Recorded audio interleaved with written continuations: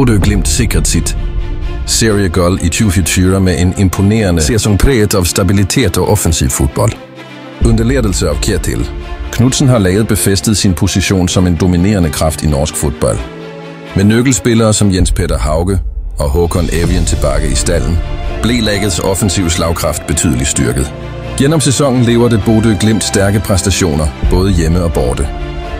Med en totalscore på 62 point, 71 scorede mål og en målforskel på +40, var de suveræne i eliteserien.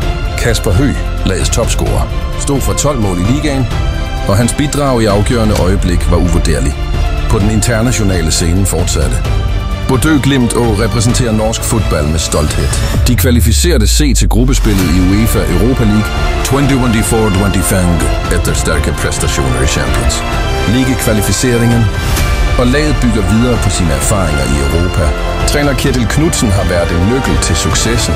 Hans taktiske kløgt og evne til at udvikle spillere har gjort Glimt til et af de mest underholdende lagene i Norge. Serieguldet blev fejret med entusiasme blandt både spillere og supportere.